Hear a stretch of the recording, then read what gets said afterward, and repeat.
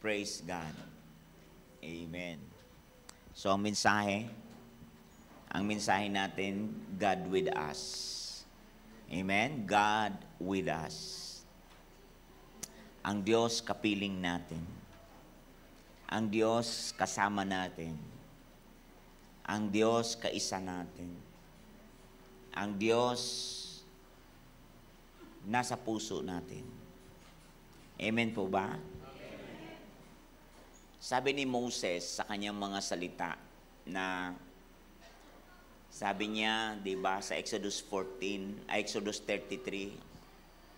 di ko na ilagay yung verse 13.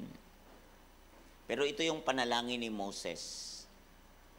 Panalangin ni Moses na kung ako ay nasumpungan na mabuti at kalugod-lugod sa iyong harapan, at ako ay nakitaan mo ng mayaman na grasya at pabor mula sa iyo. Sa pangalan mo, Panginoon, sabi ni Moses, now that I may know, malaman ko kung ikaw ba o ako ba ay nakasumpong ng isang pabor sa iyong paningin. Sabi niya na loobin mo, Panginoon, na ang bayang ito ay maging bayan mo. Kaya sabi niya, Panginoon, sabi ni Moses, kung ang presensya mo ay nasa amin, sabi niya, my presence will go with you and I will give you rest. Sabi ng Panginoon, ang presensya ko ay sa iyo, sa iyo, at bibigyan kita ng kapahingahan. Sa Exodus 33 verse 14. So ngayon, sabi niya, sasamahan ko kayo at bibigyan ko kayo ng kapayapaan. Sagot ni Yahweh kay Moses. Sinabi ni Moses, kung hindi ninyo kami sasamahan, huwag na po ninyo kaming paalisin dito. Sapagkat kung hindi kayo sasama sa amin, paano malalaman ng lahat na kami po ay inyong kinalulugdan? Kung sasama kayo sa amin, maliwanag na kami naiiba sa lahat ng mga bansa. Di po ba? Napakaganda, di ba? Sabi ng Panginoon, sasamahan ko kayo at bibigyan. Alam mo ba, ang Panginoon sa area na to, dahil ang mga tao ay hindi po talaga ay naging katuwa-tuwa sa Panginoon kasi kababago lang na pinalitan nila ang Diyos ng golden calf, ng kanilang sariling Diyos-Diyosan. Nagalit ang Panginoon. Sa galit ng Panginoon, sabi niya, sige, pumunta ng kailang kayo doon sa lugar na gusto nyo at isinugo ko na ang mga anghel. Ang sabi niya, at sasamahan kayo ng mga anghel. Pero si Moses hindi pumayag. Ang sabi niya, kung hindi ninyo kami sasamahan, huwag na lamang po ninyo kaming paalisin dito. Naintindihan ni Moses ang Diyos mismo na may gawa ng langit at lupa. Naintindihan ni Moses kung gaano kahalaga ang kapiling ang Diyos. Naunawaan ni, hindi lang naintindihan, naunawaan niya pa kung gaano kahalaga ang Diyos ay kapiling. Sabi niya, Lord, kung makuha namin ang iyong lupang pangako, kung wala ka naman, wag na lang po. Kasi itong istoryang ito, pikang-pika ang Panginoon sa kanila. Dahil sa Exodus 32, alam natin na ang mga taong ito na nangako sa Exodus 19, di ba? Na nangako ang mga taong ito, kami ay susunod sa iyo, Panginoon.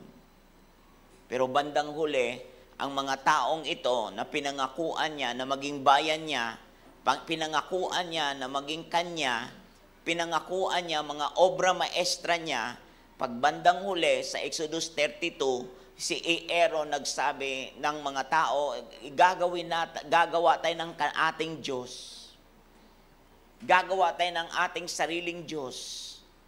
Itong golden calf na ito ay nagsabi ang mga tao, ang nagsigaw si Aaron na ito ang Diyos na nagpalaya sa atin sa pagkaalipin sa Egypt. Kaya galit na galit ang Panginoon. Kaya si Moses naman, naintindihan niya kung gaano ka hirap ang magiging makakamit mo ang gusto mo, makuha mo ang gusto mo na wala ang Diyos.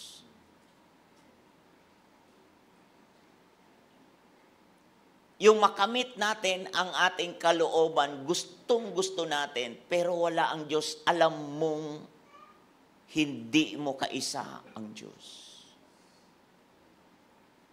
Napakahirap niyan. Kaya sinabi ni Moses, sabi niya, kung hindi ninyo kami sasamahan, huwag na lang po ninyo kaming paalisin dito. Sapagkat kung hindi kayo sasama sa amin, paano malalaman ng lahat na kami po ay inyong kinalulugdan? Kung sasama kayo sa amin, maliwanag na kami ay naiiba sa lahat ng mga bansa. Sinong ditong gustong maging iba sa iba? Nasa ilong yata lumabas yung iba sa iba eh. Sino dito ang gustong maging iba sa iba? Ang maging iba sa iba ba dahil may may bago kang cellphone? Ikumpara yung iba, ang pangit ng cellphone nila. Yung iba ba sa iba dahil may bago kang sapatos? Yung iba ba sa iba ka sa kanila dahil may bago kang sasakyan? Yan ba yung salita mong iba ka sa iba? Yung iba ba sa iba ay dahil may bago kang bahay? Yung iba ka sa iba dahil nakatapos ka na, sila yung iba hindi. Nakuha mo yung gusto mong makuha, yun ba ang ibig sabihin ng iba ka sa iba? Ang iba sa iba ba ay yung gustong-gusto mong girlfriend mo, ay iyong naging girlfriend, ay yung gustong-gusto mong mapangasawa ay napangasawa mo, nakuha mo, pero nung nagsama na kayo, ay proud ka nandoon sa SM, ang ganda ng girlfriend mo. Pero ang girlfriend, naglilihim lang na binubugbog mo pala siya sa pribado.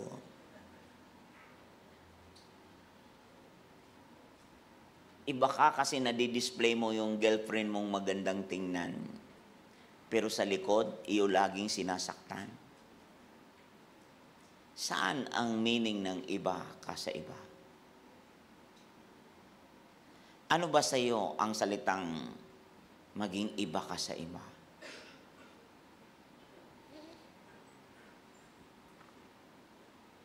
Gusto ba ninyo itong mensahe to?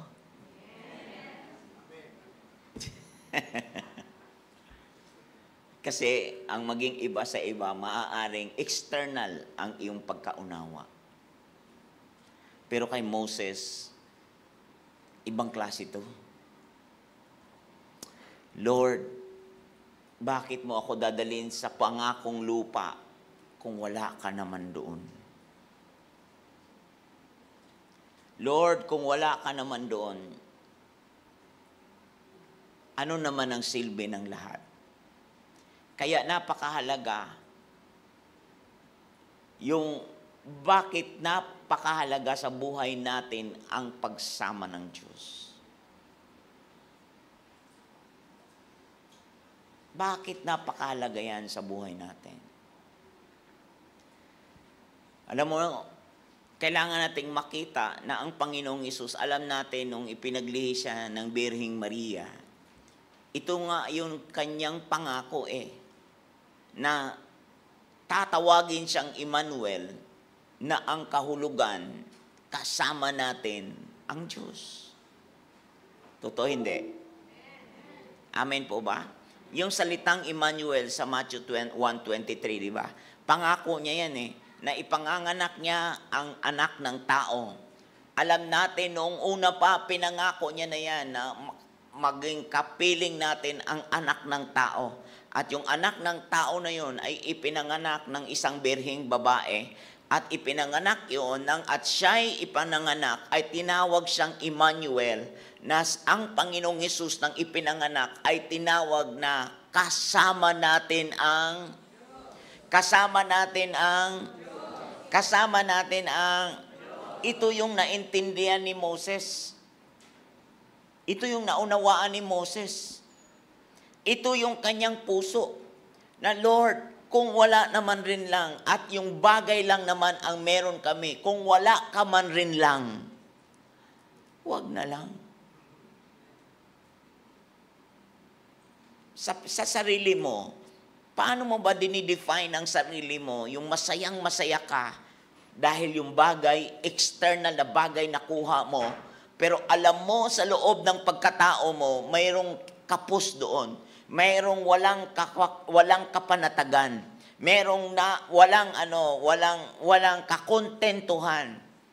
Kulang lagi, may hinahanap ka lagi. Samantalang pangako ng Diyos, kasama natin siya.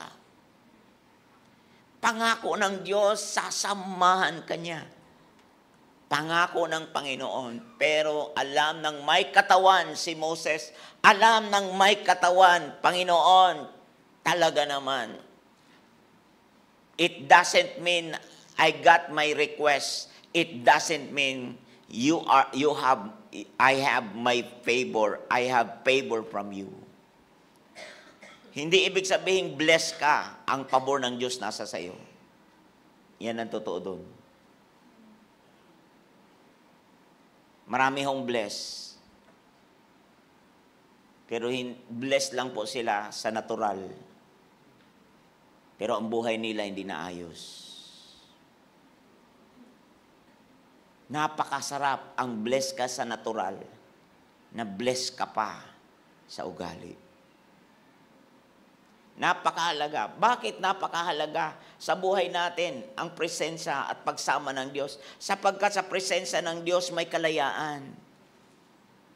Sa presensya ng Panginoon mayroong kalayaan. Ang kalayaang binabanggit niya sa 2 Corinthians 3:17, ang Panginoong binabanggit dito ay ang Espiritu. At kung nasaan ang Espiritu ng Panginoon ay mayroong at ngayong naalis na ang talukbong, nagniningning sa ating mga muka ang kaluwalhatian ng Panginoon. Ngayong naalis na ang talukbong. Pag sinabing talukbong, noon kasi, kapag humarap ang tao sa Diyos, kailangan may talukbong. May talukbong, kaya nga nung nagningning ang muka ni Moses, tinakpan yung muka niya. Nung magningning ang muka ni Moses, tinakpan dahil hindi alam ni Moses ang kanyang muka ay nagningning. Na-imagine nyo ba na ang mga tao kapag tumingin kay Moses ay pugot ulo? Kasi bakit? Parang araw lang yung muka niya, wala kang makita. At kapag nakita ang mukha niya, nasisilaw. Sino ditong sumubok na tinitigan ng araw, pagtingin mo sa kabila, wala ka nang makita? Sa sobrang liwanag. At nang magningning ng muka ni Moses, tinakpan yun ng belo na yon. Tinakpan ng belo ang muka sapagkat bakit? Sapagkat ang tao ay nabulag sa grabing silaw.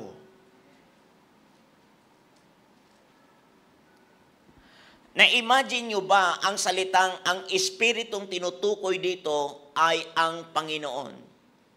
At kung nasaan ang Panginoon, nandoon ang kalayaan.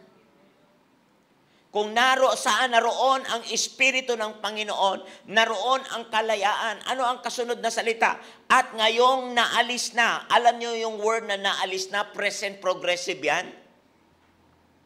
Present progressive, ibig sabihin, nangyayari kahapon, nangyari ngayon, at mangyayari bukas. At ngayong naalis na ang talukbong. Ngayong naalis na. Bakit? Sapagkat nang ipinanganak ang Panginoong Yesus, nang naranasan ng Panginoong Yesus, kung sa panahon ni Moses, ang mukha niya lang ang nagningning. Sa panahon ni Jesus, ang kaniyang buong katawan ang nagningning, naggulat ang mga alagad. Ito po yung transfiguration sa Luke 17. Ito po yung transfiguration na kung saan nagningning ang buong katauhan ni Moses. Sa Matthew 17 din nasulat yan. At alam niyo po ba na makikita niyo po na ang buong katauhan ni Moses, kung sa panahon ni Moses ay ang mukha lang ang nagningning, sa panahon ni Jesus na sa piling ng tao, ang buong katauhan niya at buong katawan ang nagningning na sumambulat sa mukha at sa paningin ng mga alagad. Alam mo, sabi ng mga alagad, Panginoon, ay tatayo na lang tayo ng kubol. Di isa kay Moses, isa kay Elijah, isa sa amin. Alam mo, sabi ni Jesus, hindi nyo naiintindihan ng gusto nyong sabihin. Alam mo, ang tao kapag nakakita ng pagpapala, nagtatayo na ng sarili niyang empire. Nakakatakot ang tao. At ang tao, alam mo ba, tama ang sinabi ng isang presidente sa Amerika, kung gusto mong makilala ang tao, give them power. Gusto mong makilala ang totoong ugali ng tao, bigyan mo ng kapangyarihan. Kaya pag ang tao nagkapera, nawawala sa church. Kapag ang tao meron na, hindi mo makita-kita sa church. Kapag ang tao may problema, nandoon sa church. Nung buo pa ang katawan, hindi nakarating sa church. Nung mapilay na, buti na lang nakarating pa, na i-pray over pa.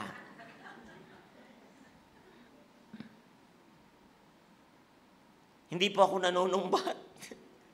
I'm talking about facts. Yun talaga yan. Kaya nga, ang panahon ni Moses, alam niyo po ba, tinalukbungan talaga si Moses dahil nagningning ang kanyang muka. At nang magningning ang kanyang muka, si Moses sanay sa himala ng Panginoon. Hindi niya kailangan ang himala. Hindi niya hinanap ang himala. Ang sabi niya, Lord, ikaw mismo ang kailangan ko. Ikaw ang kailangan ko. Alam mo, kay Moses, natural na lang ang himala eh. Ang sabi ni Moses, Lord, ikaw ang kailangan ko. Sabi niya, kung saan naroon ang Espiritu ng Panginoon, naroon ang kalayaan. At ngayong naalis na ang talukbong, ay eto ang maganda na balita sa atin. Nagniningning sa ating mga mukha ang kaluwalhatian nagniningning sa ating mukha ang kaluwalhatian ng yes.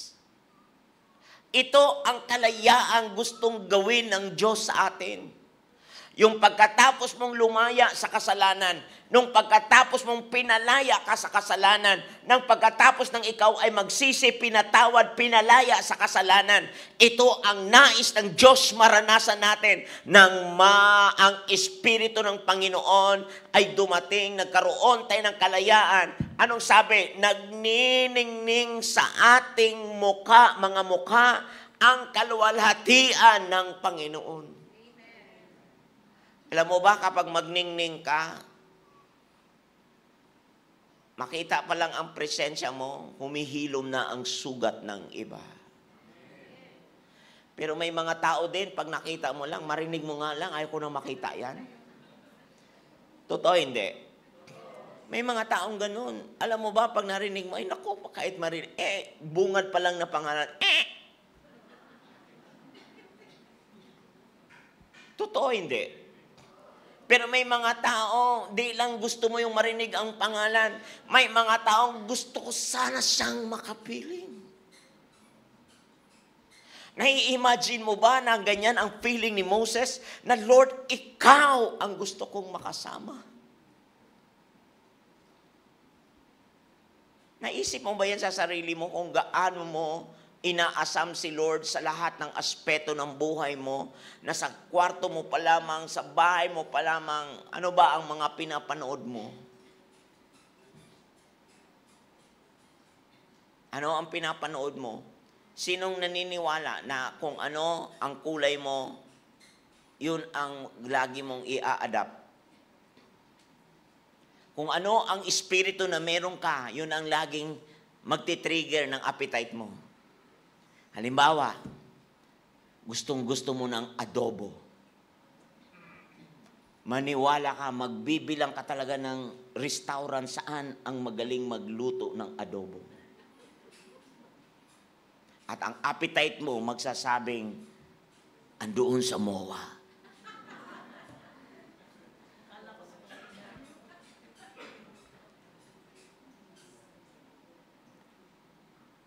Nandoon sa restaurant na ito. Pag hinanap mo ang kape, alam mo na yung pangalan. Pag hinanap mo, kapag ang appetite mo ay magsasabi, ito yung mga triggering factor na meron ka na magsasabi sa'yo, ito ang gusto ko. Na-imagine mo ba kung ginusto mo si Lord? Na-imagine mo ba kung ang appetite mo ay kapiling si Lord? Alam mo ba yan ang meaning ng nagniningning ang mukha niya sa atin at ang kaluwalhatian niya, yun yung riches of His glory. Alam mo yung riches na yan, pag merong kanyan, mga kapatid, kahit merong kanito, di ka talaga lulungkot. Maniwala ka, ako ba ito? No. Kung ako lang ito, ay sinong masayang meron to? Sinong masaya? Ikaw nga walang ang pasaklay mukha mo hindi na madrawing Mawalan ka lang ng pera at ewan ko lang kung anong sakit ng ulo sa bahay na to. Diyos ko, kung ano-anong discarding hahanapin mo kahit mali. Makuha mo lang ang gusto mo. Maniwala ka. Alam mo ang riches of His glory, nagniningning sa ating, hindi sinabing nagniningning sa ating bulsa. Ang salitang mukha ay nagtutukoy ng iyong purity. Pag nakarinig kayo ng kamay ng Diyos nandoon, ang ibig sabihin niyan, provision. Pag nakabasa kayo sa Bible, ang kamay ng Diyos ay naroon, ang meaning niyan, provision. Pero pag sinabing ang mukha ng Panginoon ay nandoon, ang tinutukoy niyan ay kabanalan. Ang tinutukoy niyan ay kabanalan. Kaya makikita mo, wala pong gwapo doon na parang maamo na nandoon sa krus, na nakapako na parang maamo. Sa Isaiah 53, hindi mo po mamamukhaan ang mukha ni Jesus nang pinagpapalo ito at pinaghahagupit ito, wala pong mukhang nandoon. At kung iyong idodrawing, ang pangit talaga ng mukha, nagugutay-gutay talaga, di na maintindihan sa sobrang lamog. Kaya sa Bible, hindi iniintindi ang mukha ng tao. Ang pinakamahalagang mukha ay ang Espiritu ng Panginoon.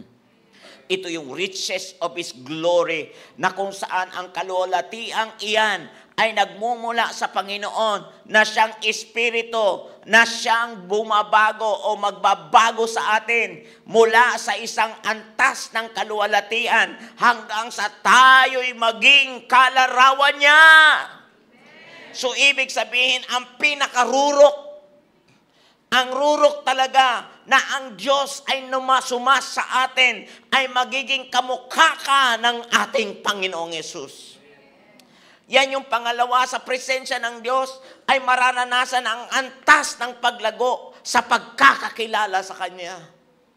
Yan po ang antas niyan. Alam mo po, yan ang taas niyan. Yan yung lalim niyan, yun yung lawak niyan, yun yung haba niyan. Yan po yung ating pong dadadatnan. Isang araw sa pagbabalik ng Panginoon, ang babalikan niya ay ang kamukha niya.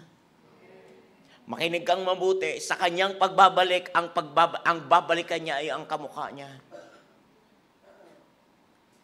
Biro mo kapag hindi mo inasam-asam sa buhay mo ang kanya, maging kamukha kanya, ibig sabihin ng kamukha kanya, maging ka-espiritu kanya. Hindi magdataglay sa iyo ang espiritu ng Diyos. Ang espiritu na yan, pag nananahan sa iyo, magdadala sa iyo yan ng kalayaan. Hindi ka panatag na may kasalanang mananahan sa buhay mo. Hindi ka mapupurmang maayos. Alam nyo, kahit may pera ka, alam mo, kung alam mong galing sa mali, hindi ka talaga masaya. Hindi ka masaya. Kasi ang magkapera isang bagay, pero ang makapiling mo ang Diyos ang pinakamahalagang bagay. May higit pa ba sa isang masunurin?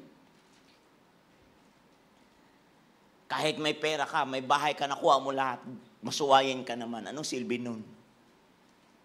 Yumaman ka nga, anong silbi nun? Alam mong may kulang sa pagkatao mo, alam mo yan. Kaya sinabi ni Moses, Lord, kung makakarating naman rin lang kami sa pangako, lupang pangako, kukuya-kuyakoy kami doon, ang ganda-ganda ng ang buhay namin, nandoon yung rocking chair, ano yung rocking chair? Sa Tagalog. Patumba-tumba lang, kuya-kuyakoy doon, patumba-tumba lang. Pero alam mo, isang araw, maging ilay ka lang, natumba ka lang hanggang mamatay.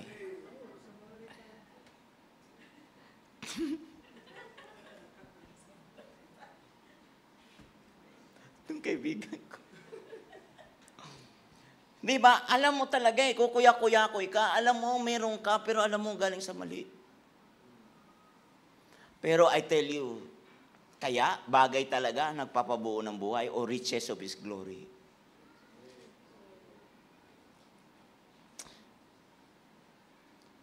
Alam mo, naiintindihan ko itong sinasabi ko. Naunawaan ko pa ang sinasabi ko. Nung itinayo ang church, sabi ko, di baling magdildil kami ng asin. Di ko gagamitin ng ministry para lang mukhang makililimos.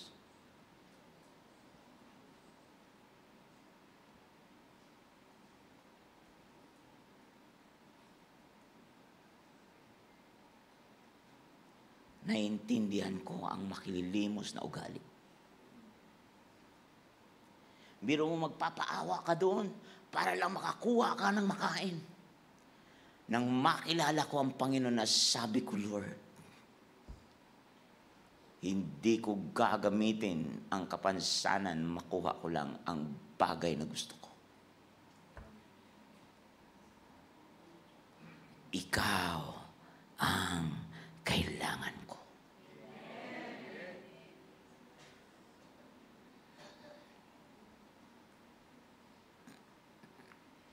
Nung nagpatira kami ng mga may kapansanan, lahat tumira yung mga 17 yata sila.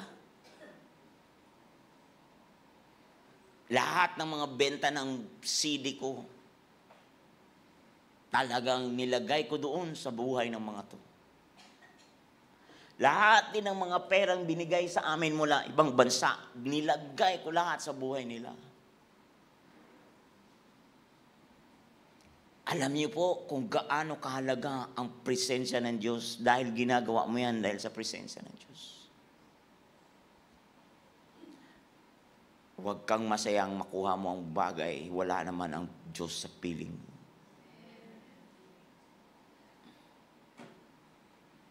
May katapusan ng lahat. Makukuha mo ang gusto mo, pero may katapusan ng lahat. Sinong naniniwala ang Diyos naniningil? Ang Diyos naniningil.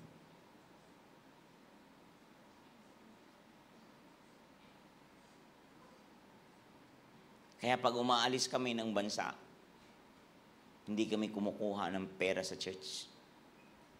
Minsan kumuha kami dahil wala talaga. And may naka-assign kami.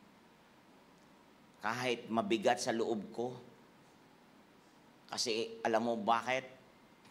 Gusto kong sa puso ko ma-develop ang lugar na to. Itong lupa na to.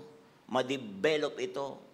At ito ay magsisilbing landmark na ang Diyos nandito sa ating lahat. Kaya minsan pati sa mga anak ko, inilalagay ko dito.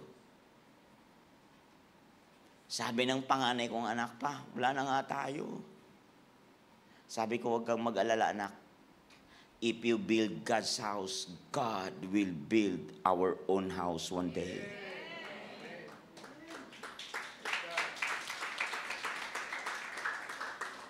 Sa presensya ng Diyos, mararanasan ang antas ng paglago. Gusto mo ng antas ng paglago? Gaano mo binigyan ng mataas na importansya ang appetite mo sa Diyos? Gaano mo binigyan? Sabi ng Bible, di ba, siya ang kanlungan. Sa antas ng presensya ng Diyos, antas ng paglago, siya ang iyong kanlungan. Kanlungan means kublihan upang maiwas sa lahat ng unos at kaguluhan. Siya ang iyong kanlungan. Ang ibig sabihin ng kanlungan means refuge. Siya ang iyong refuge. Siya ang kanlungan, kakalungin ka niya. Kahit ikaw minsan, ang tingin mo, nasa dulo ka na ng lubid mo, pero ang pagkalong ng Diyos nandoon. Ang pagkalong ng Panginoon ay nandyan. Ang Diyos, sabi ng awit 46 verse 1 and 2, ang Diyos ang ating lakas at kanlungan at handang saklolo kung may di dapat matakot, mundo'y mayanigman, kahit nasa dagat ang bundok matangay. Siya ang lakas mo, siya ang kanlungan mo. Ano ang hahanapin mo? Alam mo ba, pagpapaaral ng aming mga anak, may mga taong pinagkakausap ang Diyos. Alam mo ano nangyari sa kanila? Pastor, hindi kami pinapatulog hanggat hindi kami umuo sa Diyos. Ito ang gusto kong malaman nyo. Pag ikaw kinalong ng Diyos, ang mga tao, kung wala ka man sa bagay, kapos ka man sa mga bagay, may mga taong pagkakausapin ng Diyos at di sila patutulugin hanggang hindi ka tulungan. Hindi sila matutuwa hanggat hindi sila makatulog ng maayos hanggat di nila sundin si Lord. Alam mo ba, diyan sa Kuala Lumpur, may tao, yung bisita natin nung nakaraan, si Sister Melody Lee, yung ating speaker, alam niyo po bang, kinausap sila ng Diyos para sa anak ko. Sabi nila sa akin, umiiyak pa na, di kami pinapatulog, pastor, hanggat hindi kami nag-yes kay Lord. Alam mo ba, ang pagkalong ng Panginoon, ang pagkalong ni Lord, ang pagpapalakas ni Lord, hindi po ito yung mayroon ka lang pera, hindi yan. Hindi rin po itong marami ka lang pagkain kasi nakaka-afford kang bumili. Pero sinong naniniwala? Hindi ibig sabihin busog, malusog. Hindi ibig sabihin pagkain mo ang totoong nagpapalakas. Ang totoong nagpapalakas, si Lord talaga ang nagpapala. Sa pagkain mo, lumakas ka lang. Amen po ba? Si Lord talaga ang nagpapala para lumusog ka lang. Lulusog ka talaga kasi siya ang iyong kalusugan, siya ang iyong kalakasan, siya ang iyong kalasag, siya kapag mayroon kang kaguluhan, ang kapayapaan niya at kalayaan niya ang mag-uumapaw sa buhay mo. Maniwala ka lang sa Panginoong Yesus na mayroong nabuhay na mag-uli sa iyo. Pangalawa, makikita mo, katibayan o lakas, walang puwang ang pagkalas at pagbaklas. Kapag ikaw ay nandyan, ang pagkalong niya, siya ang iyong muog, siya ang iyong katibayan. Ang Panginoon ay aking liwanag at aking kaligtasan. Kanino ako matatakot? Ang Panginoon ay katibayan or muog ng aking buhay. Kanino ako masisindak? Huwag kang matakot sa kawalan mo. Habang ikaw ay gumagalaw, nagsisikap, nagsisipag, habang ikaw may ginagawang parte sa buhay mo, huwag ka lang umupo. Huwag ka talagang uupo at maghintay. Gumawa ka ng paraan. Ialisin mo unti-unti ang iyong mga hiya na yan. Alisin mo yung mga hiya na yan. Ay, nakakaya naman. Bakit ako magsasabing ganyan? Ang alam nilang mayroon ako. Yun nga lalo ka mawawalan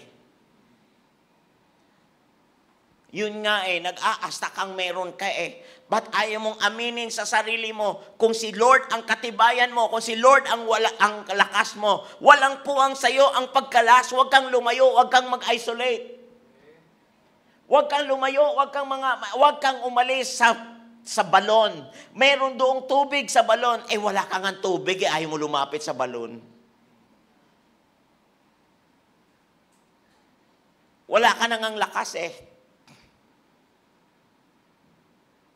Ay mo lumapit sa may lakas. Huwag kang bumaklas. Hello? Okay lang ba to sa inyo? Na-realize ko masarap palang mag-preach ng Tagalog, Hallelujah. Pa-English pa, nawawala naman ako.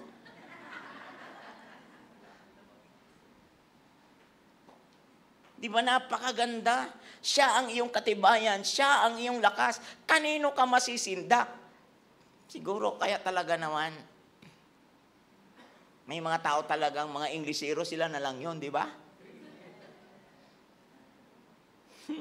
Praise the Lord. Tulungan mo ako, Lord. Dinadala tayo sa iba, di naman. Ano ba yan? Katibayan at lakas, walang puwang ang pagbaklas. Walang puwang ang pagkalas. Alam mo ba, andoon ang Diyos kapag marunong ka lang talagang umamin na kailangan mo siya, ay totoo lang, provider talaga siya. Ilalagay talaga, hindi kanya iiwanan na mag-iisa, hindi kanya pababayaan, hindi kanya ay talaga namang palalakasin kanya. Amen po ba? Amen. Sabi ko sa Panginoon, Lord, ikaw ang may hawak.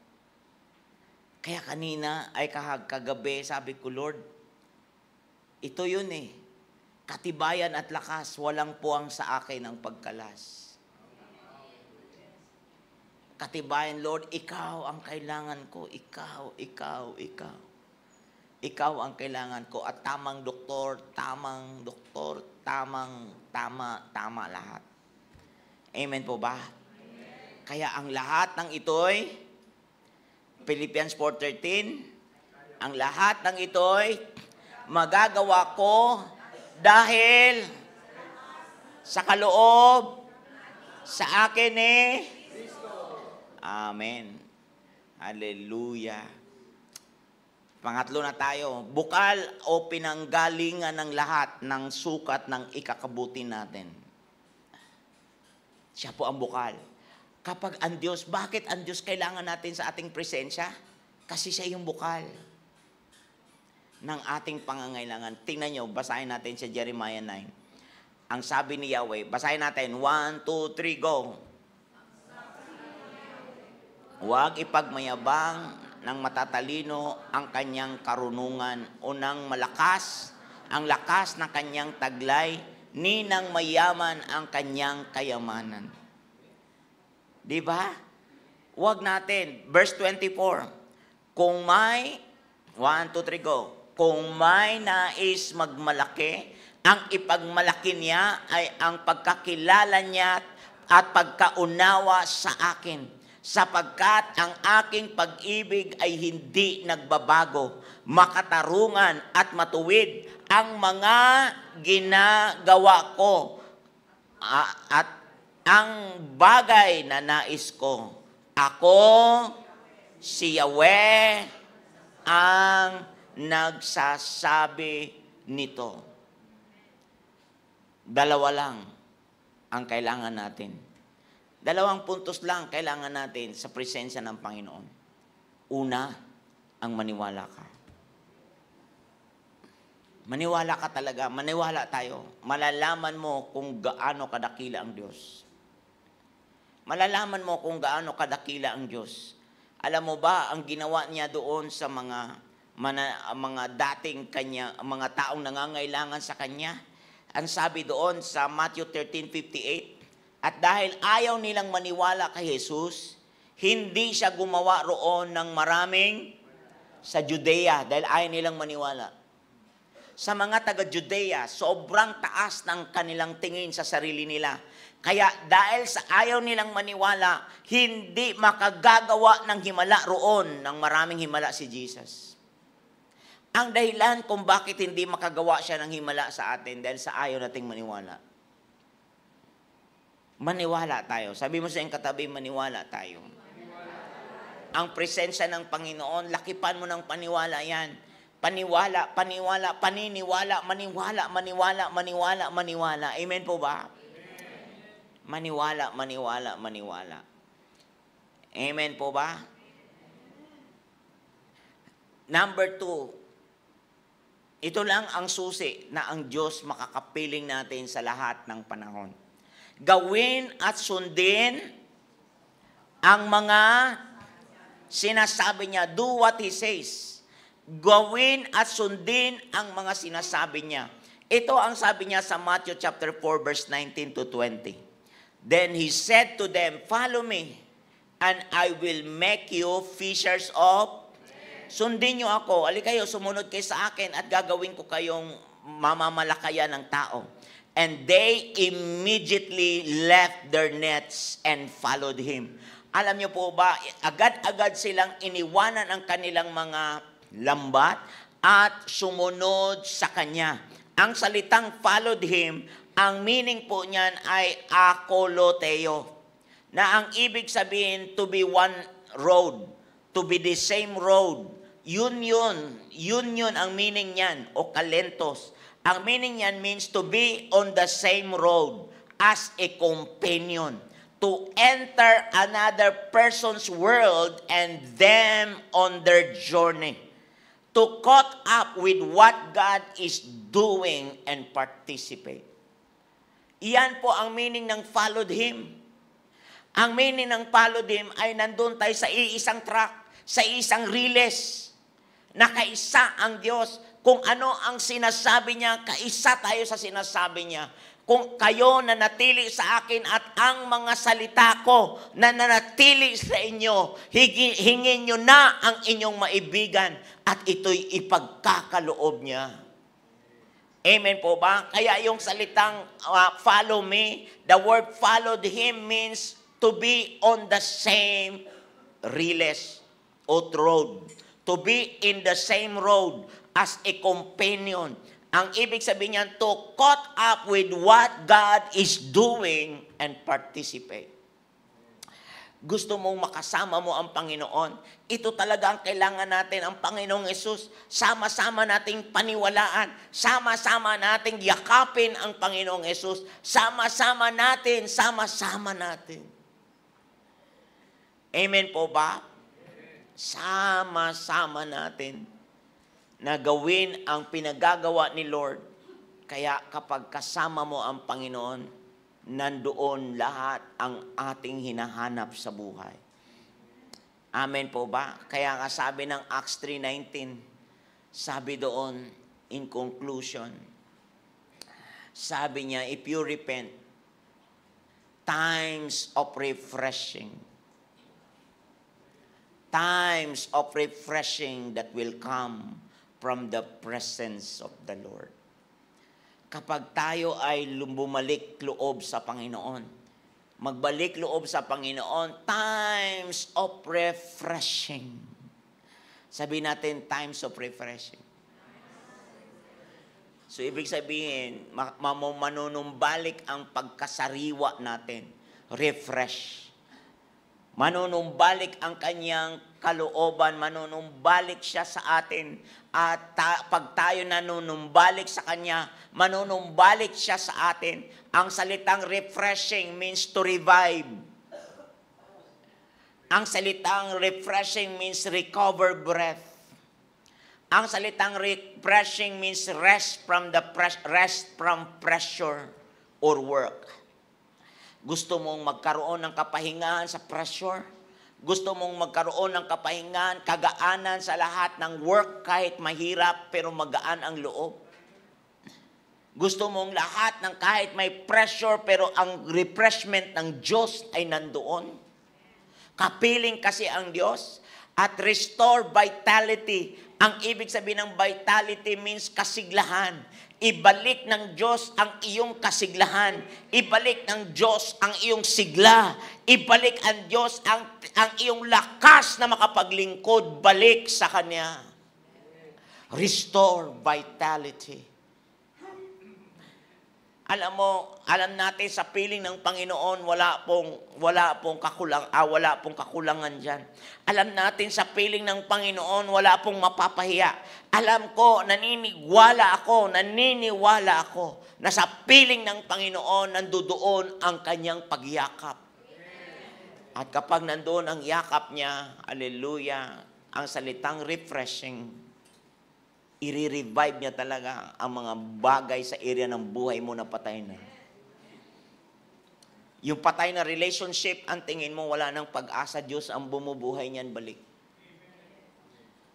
Yung patay na pag-asa ay babalik ng Lord ang pag-asa. Yung tingin mo wala ka ng gana, pagaganahin ulit ng Diyos ang dapat gumana nang ikaw ay makapaglingkod sa Kanya. Times of refreshing that will come from the presence of the Lord. Alam mo ba, pag ang Diyos kapiling natin, yung Spirit of God, kanina, Spirit of God, how I need your presence, Lord. Di ba? Ang ganda ng awit. Inawit nyo ba yung kanina? Ano ang tibok ng puso nyo kanina nun? Nagginlit kaya ang luha ko. Sabi ko, Lord, presence mo ang kailangan namin sa bahay na to. Presensya mo, Lord, hindi grupo, hindi reliyon, relasyon namin sa iyo. Relasyon kay Kristo ang ating kailangan. Ang mukha ng Panginoon ang kailangan natin. Ang salitang mukha means spirit. At ang salitang spirit means right conscience, pure conscience, pure heart. Yan ang conscience, yan ang spirit. Ang salitang spirit, mayroon kang communion sa Diyos. Nakakarinig siya sa iyo, nakakatawag ka sa Kanya, naririnig mo siya. Ang salitang spirit ay nandoon yung iyong kutob, napakataas. Ang discernment, napakataas. Yan ang times of refreshing from the presence of the Lord.